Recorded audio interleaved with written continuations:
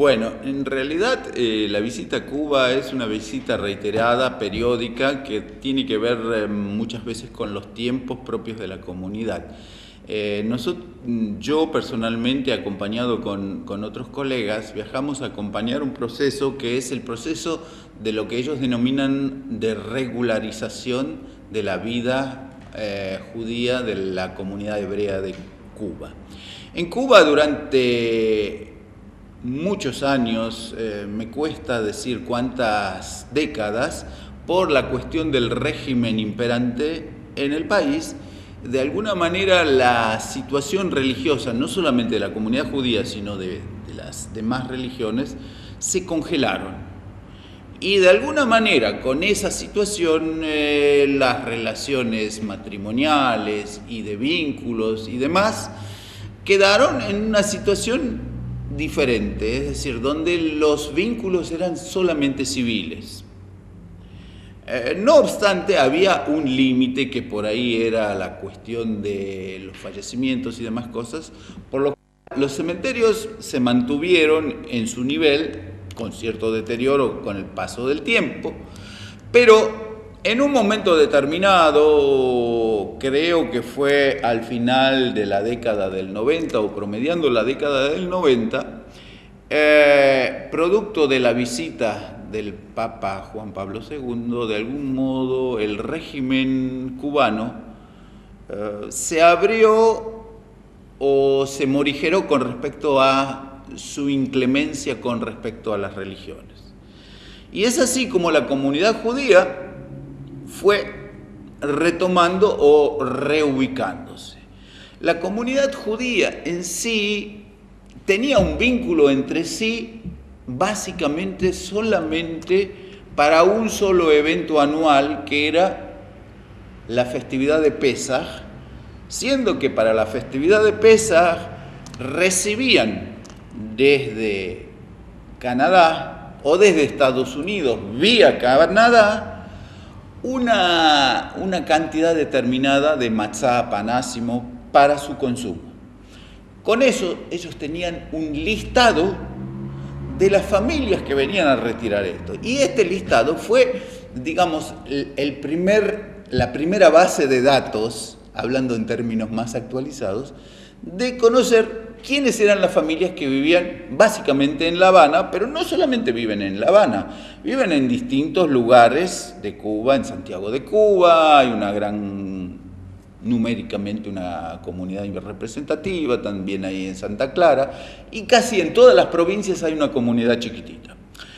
En la capital de Cuba, en La Habana, hay 3 sinagogas, hay 3 comunidades, y realmente la vida de esas comunidades fue retornando a un nivel de actividad que nosotros consideramos muy, muy importante. Es decir, muchas familias, volviendo al eje de la pregunta, muchas familias que tenían un componente de la comunidad quisieron integrar a todo su núcleo de nuevo dentro de la comunidad. Para eso hubo necesidades de resolver los problemas de aquellas personas que, siendo gentiles, se querían convertir al judaísmo, entonces hubo conversiones. Para las conversiones hubo un tiempo de estudio, de preparación. En realidad la comunidad de Cuba hoy en día, en La Habana y en el resto de la isla, realmente tiene una vitalidad fantástica, desde los niños hasta la gente de la tercera edad. Tienen un colegio dominical donde ellos asisten y concurren una vez por semana y están desde la mañana hasta la noche.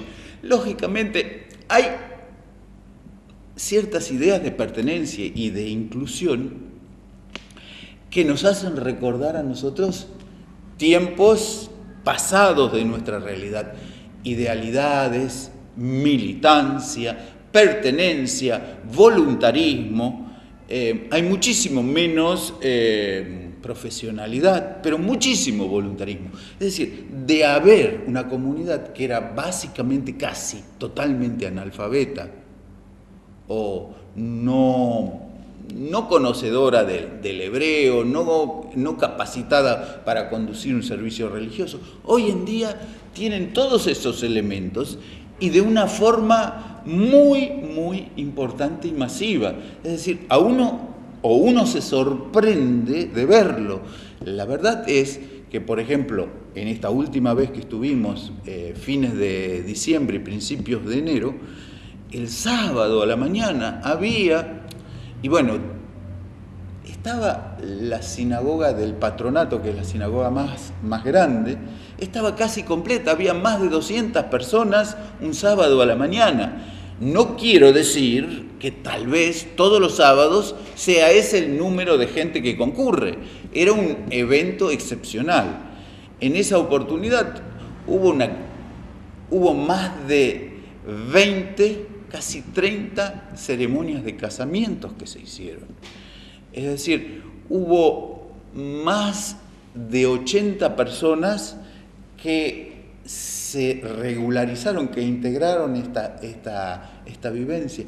Y de verdad, cuando uno escucha el relato y escucha las historias personales de esta gente, uno se conmueve hasta las lágrimas, es decir, se le eriza la piel escuchando sus testimonios.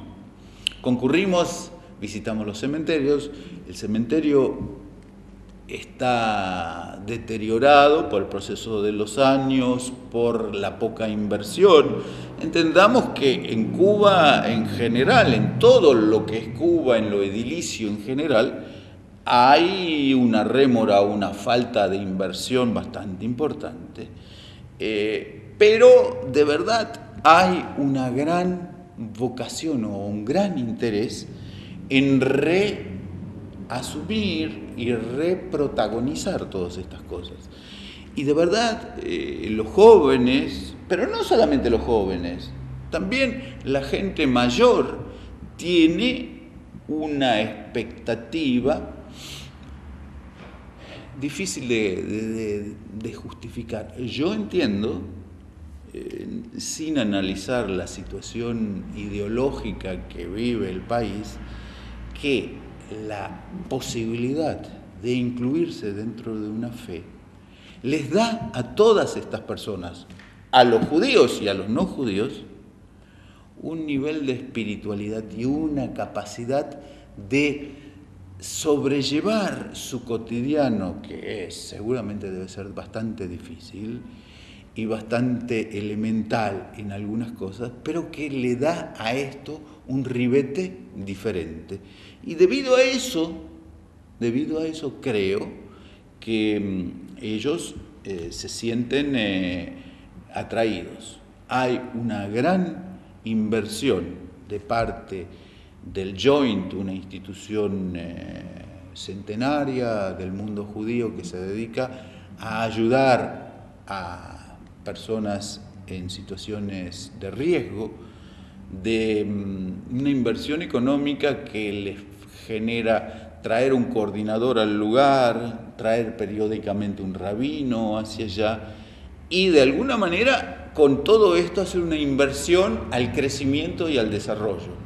Esta gente con su autogestión llegó a un altísimo nivel y de verdad creo que, como en muchas oportunidades, y lo sabemos desde lo local también, que las comunidades reducidas o más pequeñas tienen una vitalidad más acendrada y más legitimada por su involucramiento de todas las personas que aquellas que son desproporcionadamente grandes. Su contacto con Israel, su voluntad. Ellos, los cubanos, tienen una natural facilidad por la música y por la danza. Es impresionante el conjunto de danzas que tienen. Tienen uno de jóvenes, uno de niños, uno de adultas y adultos mayores y también uno de abuelos. De verdad es asombroso el nivel de integración y de voluntad que hay y de ganas de ser protagonistas de su propio futuro. Yo creo, desde lo particular y desde las circunstancias que cada uno nos toca vivir en distintos momentos de nuestra vida, que lo cotidiano es un emergente de algo que por ahí es algo que no palpamos y algo que no visualizamos o que supera nuestra capacidad de los órganos de los sentidos. La fe, la espiritualidad, tanto en lo de Cuba, en Tucumán, en una persona que vive una situación de emergencia y sale de ella, es una vivencia especial. Y creo que en estas vivencias especiales radica fundamentalmente el gran secreto de superación de superarnos nosotros mismos y de superar los desafíos. Yo creo que bienvenidos sean las personas que consideran que sin fe también están y pueden desarrollar sus proyectos. Las hay y hay muchas personas, los reconozco y no me pondría a discutir con ellos.